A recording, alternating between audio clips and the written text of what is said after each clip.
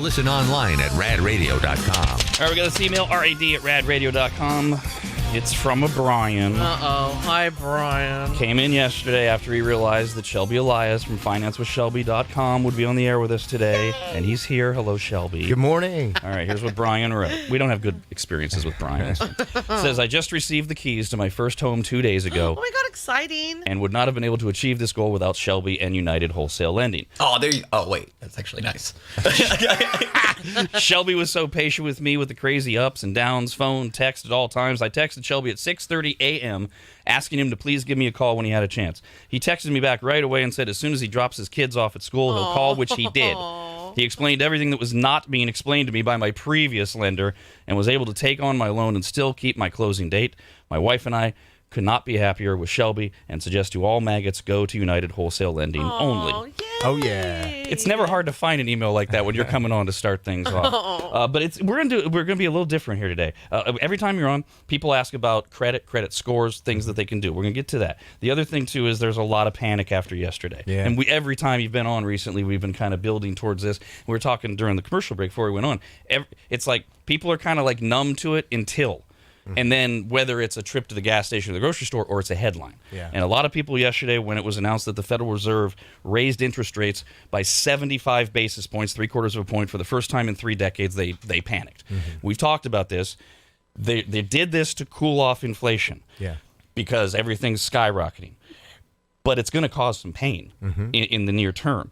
They laid out an aggressive path of rate increases for the remainder of the year. They expect rates to get to 3.4% by the end of the year, which would be the highest level since 2008. They are sharply pushing up, therefore, rates for credit cards, home equity lines of credit, mortgages. The only good news is you get a little bit of interest if you have a savings account. So people they're starting to freak out. You got food prices are up 12% from the last year. Food is the largest consumer expense after housing in America. The nation's biggest food suppliers and restaurants all say prices will continue to go up. Farmers, factories, grocery stores, restaurants are experiencing jaw-dropping cost increases for labor, packaging, ingredients, transportation, fuel prices, etc.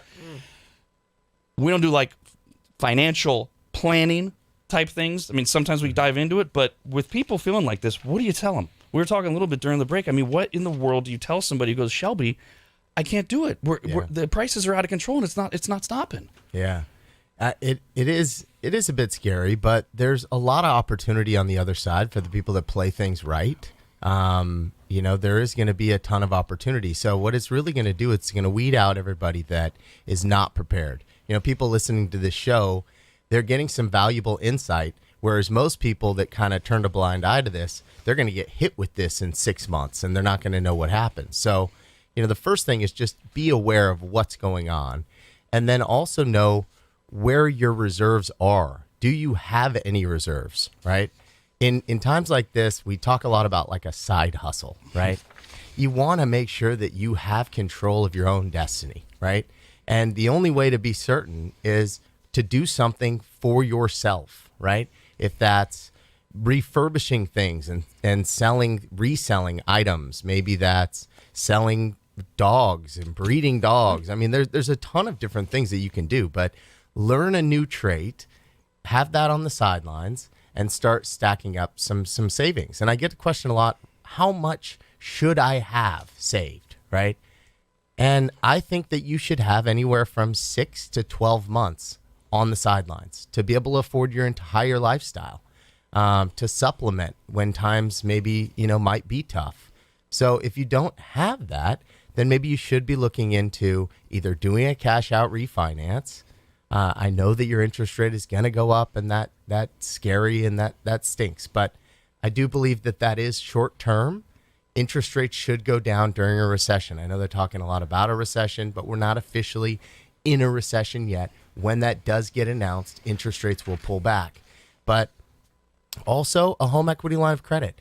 You can take out a home equity line of credit against your home. You only pay if you borrow. So you could take out a $100,000 line of credit, and if you use $20,000 of that, now you only pay on the $20,000 balance, which is a great avenue, and everyone has equity. So it's not as scary as you think, because everybody does have a lot of money in equity. So It's not like nobody has money. Right, you and know? I think a lot of people don't understand that for if you bought a home anytime recently, anytime, that is the equivalent of that 6 to 12 month slush fund if you don't have it. People think, oh my God, I don't have anything in savings and I can't fill up my gas tanks. Well, you do. You have a ton in savings if you have equity in your home. Yeah. And as you said, even if the interest rate's going to be high, right now, relatively speaking, you got to, again, remind people, I bought my first house in 1992. It was a 7.25 interest Jesus, rate, oh my which God. was considered a bargain at the time. And now people are freaking out because we're about 5s and 6s.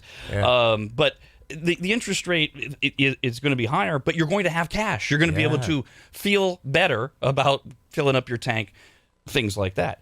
And also, you alluded to something that we were talking about on the air earlier this week or last week, whatever.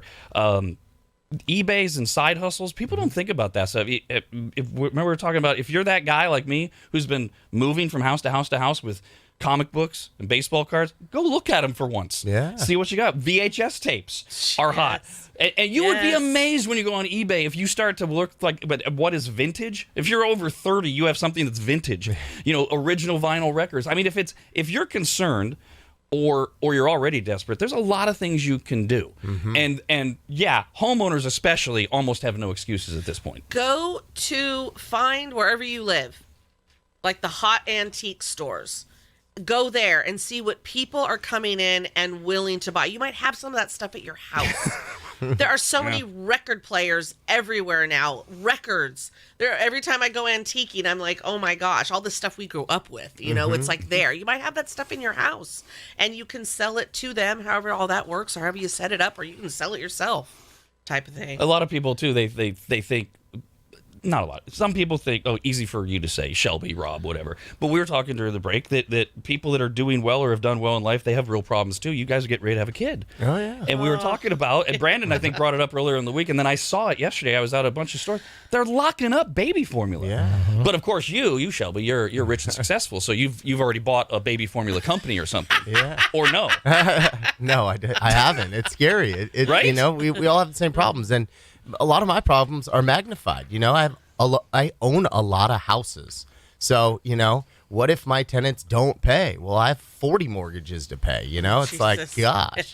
So it's Nobody will have sympathy we're all for in you, the same- but we same are. boat. Right. We all are just adjusting to this and dealing with it. Yeah. No, I mean, I know but I would have sympathy for you because that would be awful. I saw this story earlier in the week. You tell me if it applies to the Northern California, Northern Nevada area, but property prices have fallen by up to 20% across parts of the U.S. Toledo, Ohio's down the most, 18% over the last year. Are we seeing that in our area, or are we still stable? We're starting to see the market soften up, but what people don't understand is we're used to properties getting overbid, right? People are paying over. So it depends on how you're calculating that. So is it going off of the recorded sales of people that didn't bid over on their homes? So of course we're going to see a little bit of natural pullback. Everything's based on supply and demand.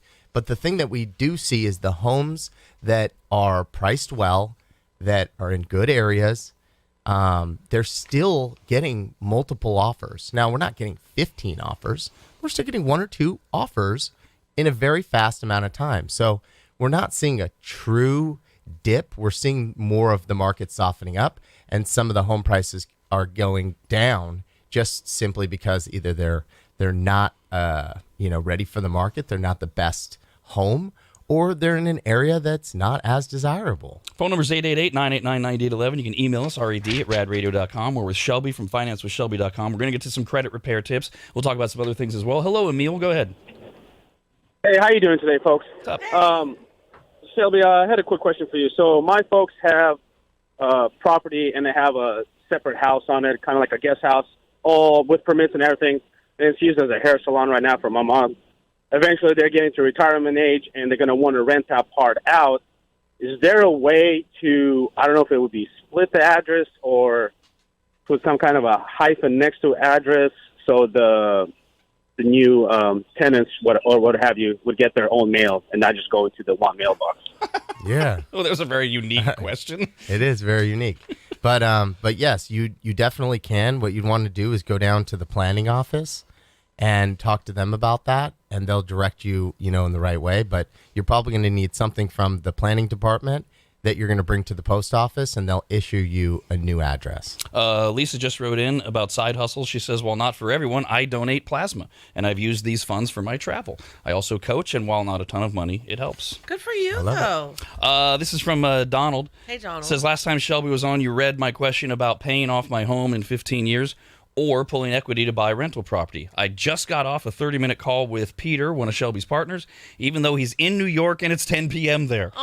Peter didn't pressure me. In fact, he told me to do some homework before we talk again. Then he overnighted me a book called Buy, Rehab, Rent, Refi, Repeat. Wow. I see good things coming, and I wouldn't have been brave enough to go for it if it wasn't for Rad Radio and Shelby. That's so I love that. nice. Peter's my business partner. Outstanding. Sent him a book. I love that. Great, overnighted it. Samantha says, my boyfriend and I are hoping to find a house by the end of the year. He's getting a VA loan. Will rates be the same as other loans? Will it make a difference? What do you suggest?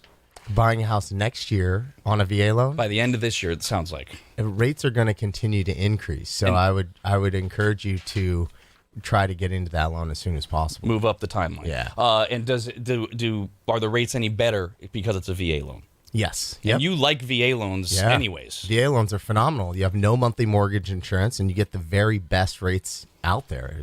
It's awesome. One of the things we've talked now. Where are we on refis? I mean, we talked about just pulling equity out if you're like desperate for cash. The refi market though has kind of cooled off a little bit, but should it? It definitely should. And that's the most important thing is that you call in and we just go over what your personal situation is and really just analyze it, because it's a free opportunity for you to be able to just call in, calm your nerves, figure out, hey, am I in the best place possible? Does it make sense for me to refinance? Again, you'll hear over and over me giving real advice, right? If I can't provide you with the best loan option, I know somebody else will, I'll tell you. I'm not going to pressure you into doing a refinance if it doesn't make sense to do a refinance. Even on these home equity lines of credit, we're doing them and we don't even make any money on them. It's like we're just doing it to service clients because we know that if we do a good job, then we're going to go ahead and get their business in the future. But again, for something like this, you got to just call in. We'll go over your situation and see if it makes sense. One of the things we talk about with refinances a lot is take some of the equity, put it back into your house, and you love talking about kitchens and bathrooms and redoing them and how they add value to your home for later. So Jose had a question. He says, Shelby always says that you get 60 to 80% return of your investment when you remodel your kitchen/bathroom. Does that mean that if you put $10,000 into a remodel, when you sell your house, you get your $10,000 back plus 60 to 80%? Matt, what's your name? Or do you get 60 to 80% back of the 10,000? Of the 10,000. Of the 10,000. Yes. So you get 6,000 to 8,000 of it. There you go. Back. Yeah. So, well, not back. You're going to get 16. You put in 10, you get 16. 10. Yeah. Right. Sorry. You add that to the 10,000. Yep. So that you're not getting a percentage of it. You're not getting dinged. Correct. It's an investment. Yep. You are making the money. This is what we talk about every time. You and I, we say these things. They're so second nature to us. Normal to you guys. Yeah, and people are like, well, wait a minute. What is that? Does that mean I'm going to spend $10,000 and I'm going to make $6,000? No. That would be a really bad suggestion. Although you still get to enjoy. That's what's going to happen if you put in a pool. You get to enjoy the pool. The backyard is for your own enjoyment. You're gonna spend $100,000 on a pool. You're gonna love it. You're gonna have all this time, but you're not gonna get that $100,000 back. Whereas you're gonna get that $50,000 back that you spend on your kitchen plus another 20 to 40, depending on who's buying. Exactly. Okay. Jesus wrote in, said, should I get a consolidation loan? I have about $13,000 in credit card debt with a few different credit cards. Would it be smart to put it all in 2 lump sums with a cheaper rate? Yeah. So a consolidation loan, I think he's talking about consolidating through his credit cards. Sounds right. Getting a new credit card.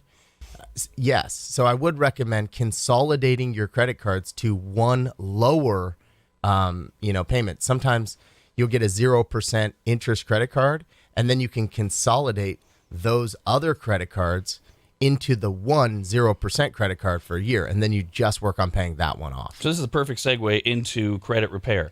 And one of the things, so if people are thinking about buying a home, first-time home buyers, or maybe they own a home, they want to upgrade, but they haven't been real good with their credit. A lot of people don't even realize that sometimes you say it's as little as 50 points on your credit score can make the difference in approval and rate. Really? Oh, absolutely. Yeah, it's actually 20. Every 20 points affects your interest rate. So the difference between a 700 and a 720 is massive. So a few things that you sent over to me, and some of these are going to be just eye-opening to people. Best website to get a free credit report, you say, is annualcreditreport.com. Why? Mm-hmm. It's a free credit report. It truly is free. Some of the other ones will say, well, sign up here for our monitoring and stuff like that. But they actually provide a free report. So annualcreditreport.com is the one you recommend. What about Credit Karma? I have an app on my phone. I check it like every time I make like big payments. It's like he's got a copy of the script in there. I mean, honestly, I do. No, really, that's literally the next thing watching on it here. grow. Credit Karma. What about Credit Karma? Credit Karma, it only shows you what your consumer credit card score is, which really provides no value at all, right? Because what it's telling you is your score is 720 for a credit card. But do you really care what your score is for a credit card? No. Not so much. What do you mean for a credit card? So if you were to apply for a credit card, that's the score that they would give you. But if you apply for a car loan, it's going to be completely different. And you actually care way more about the car loan than the credrit card, right? Oh, yeah. And then you care a lot more about the mortgage. And I get that all the time. People call and they're like, no. Credit Karma says I'm at a 720. I'm like, well, you're at a 680. Because for a mortgage, it scores you different, and Credit Karma does not show you those things. So what's the website? Where can you go to get your mortgage credit score if people are worried about this, thinking about buying a home? For a mortgage score, it's myfico.com. MyFICO. All right. And that will show you what your mortgage score is. So we got best website to get a free credit report is annualcreditreport.com. For the mortgage credit score, you go to myfico, F-I-C-O, .com. And what about people believing that if you pull your credit report yourself, you're dinging your credit score? Yeah. Too so many inquiries. if you pull it yourself, it does not hit you. It's considered a soft pull. So it's not going to ding your score if you pull your own credit report. Listen, as a normal person who's made all the mistakes and recovered, if you're going to go through all this trouble to work on your credit cards, just really learn and analyze the psychological part of it as well, because you do not want to get in that again. Twice I've gotten out of credit card debt, and no more have I again, because the second time I learned what is my issue here, because you're going to do all that work and then you don't want to do it again. Trust me, you don't. And you might think, oh, this is a fast, easy way. That's fine. I'm not saying you don't do those ways or things that are suggested, but sometimes when you might not then work on the mental part of it and get yourself in the same situation. And that's just, oh God, wasted money. Wasted money that you don't want to add up. You'll make yourself sick. So let's get to those credit cards.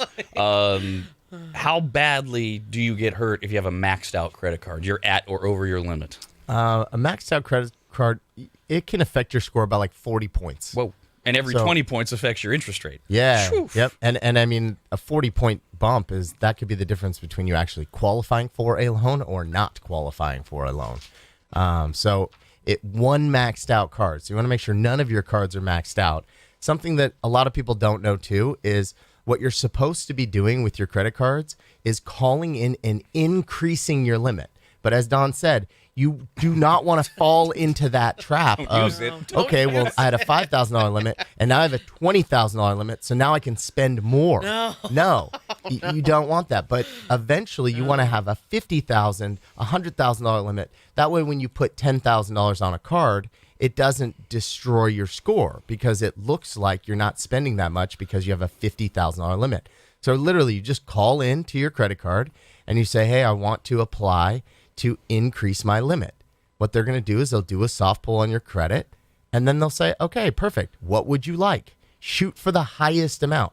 Don't say, oh, I want to go from a $1,000 limit to a $2,000 limit. Say, I want a $10,000 limit, and then they will cap you. But they're only going to give you what you ask for. So don't just bump it by 1,000. Try to go for 10,000. And then is there a formula then? Let's say you get a $10,000 limit on your credit card. How much of it should you use? Is there an ideal way to? Ideally, you only really want to use about 10%. So $1,000. Yeah. You have $10,000 limit, use $1,000. It's not going to affect your score at all.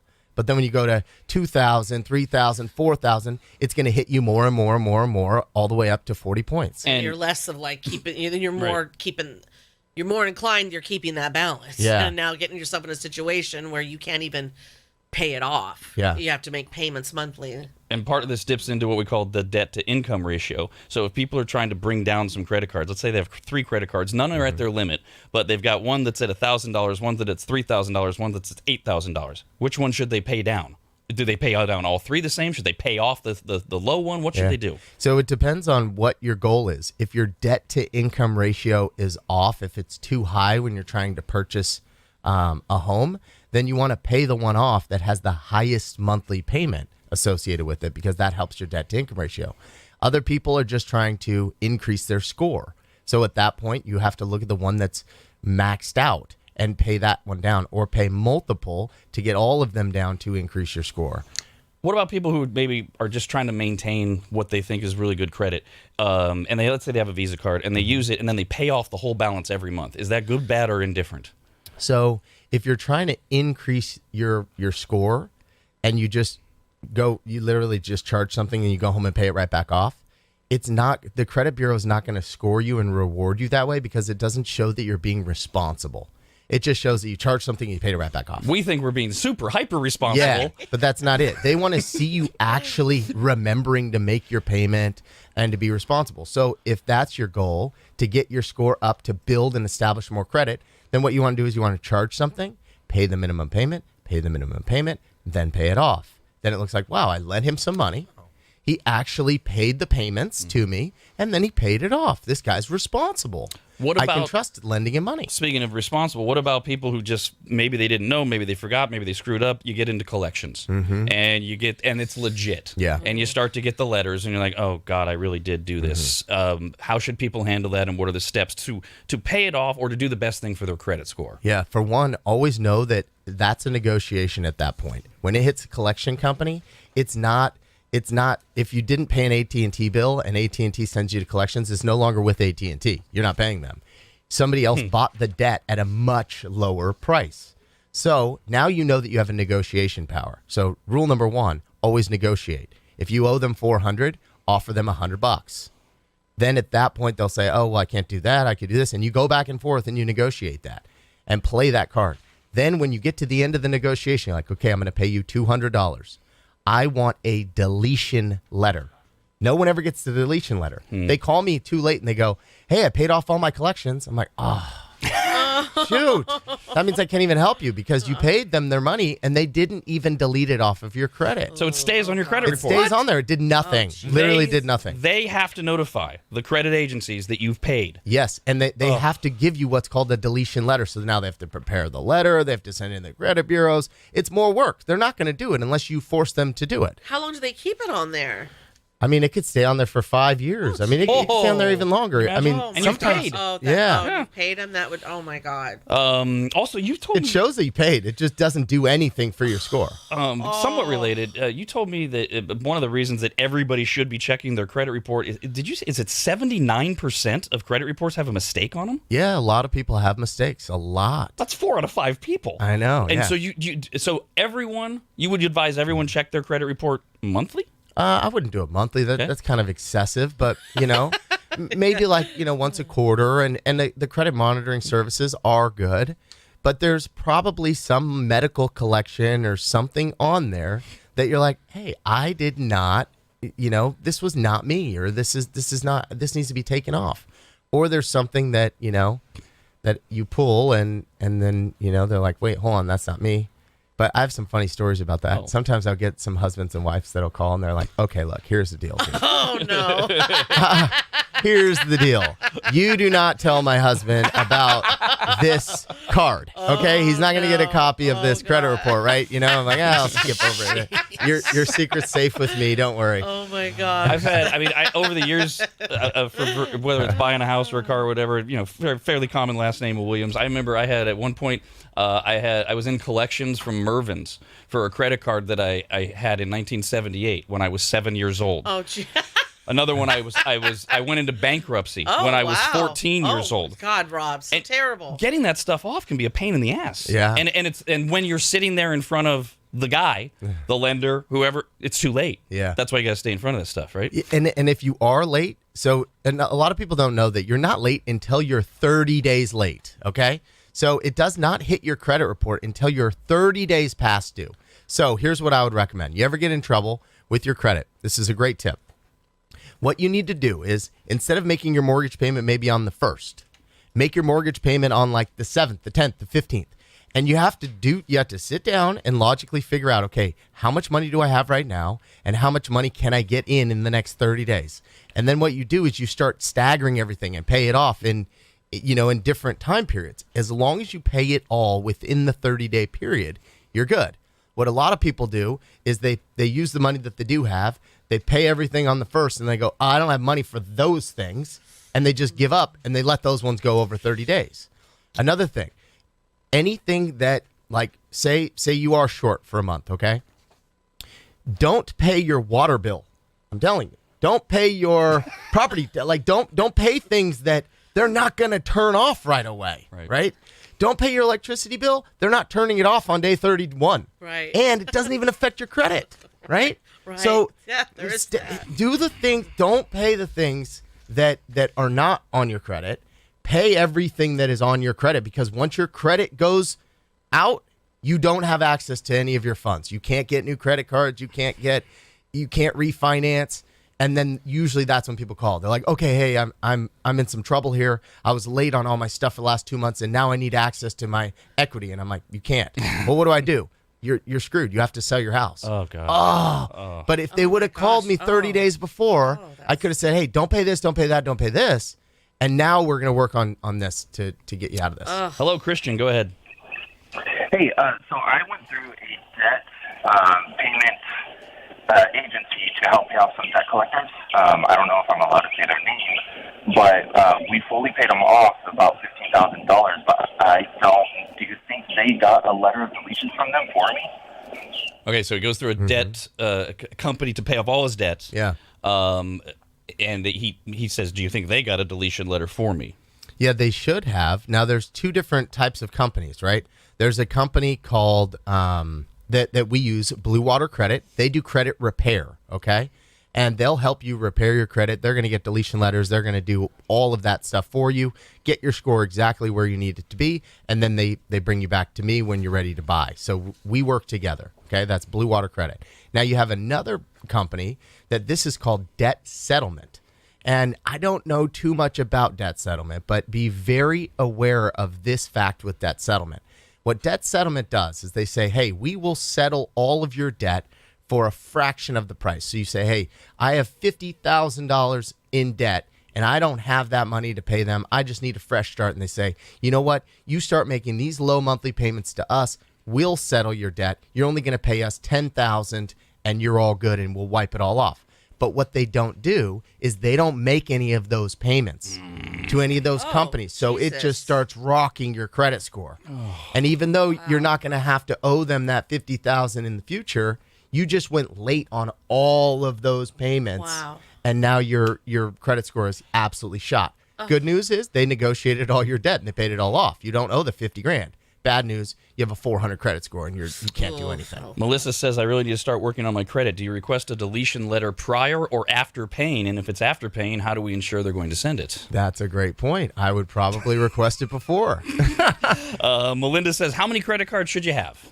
I mean, you can. It's not necessarily going to hurt you to have a ton. One thing to note is you never want to cancel your oldest card, okay? Some people are like, I cut up all my cards and I canceled them all. You don't want to do that.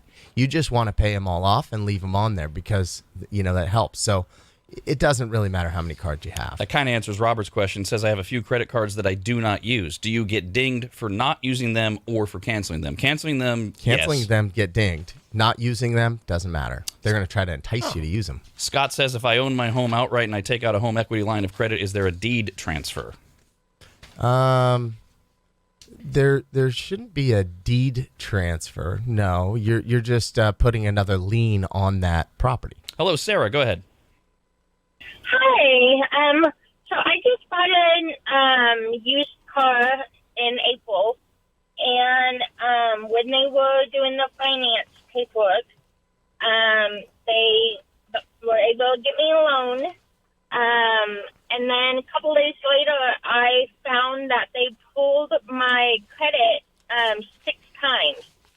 So now I have those hard pulls.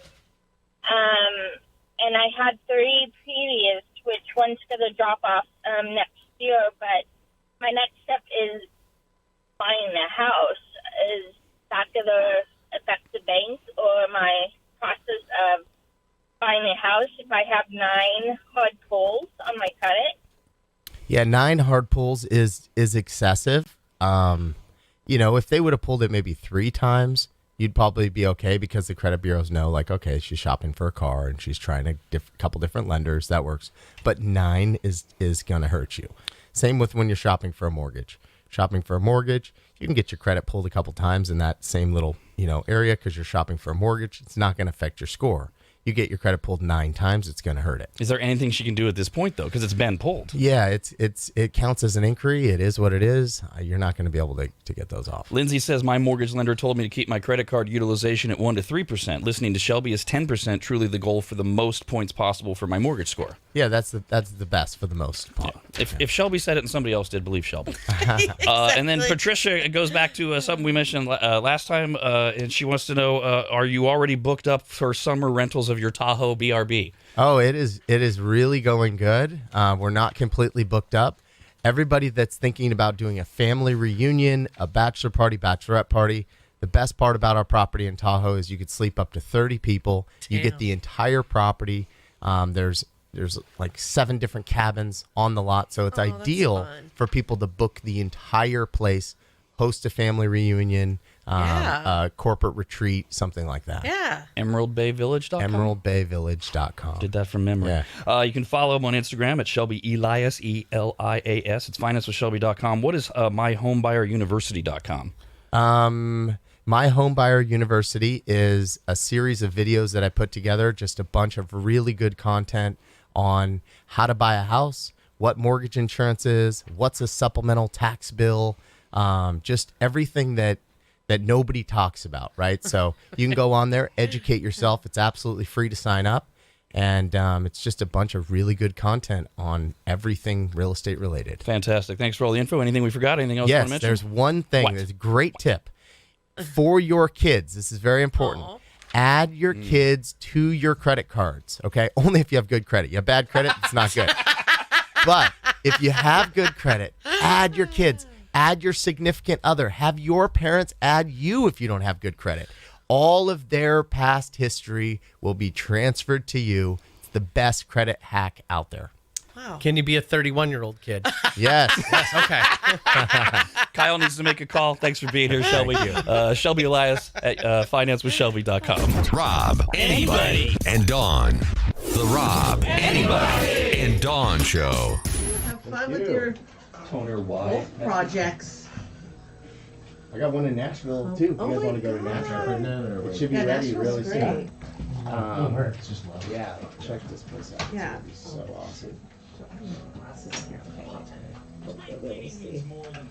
Oh my God, you smell so good. Now everybody wants to start sending What is this? I don't know. You know, it smells so good. It's green. The bottle's green. After Shelby leaves because it's just a million calls asking about refis after we started watching. Yeah. Well, it was dead the whole time we were talking. I was like,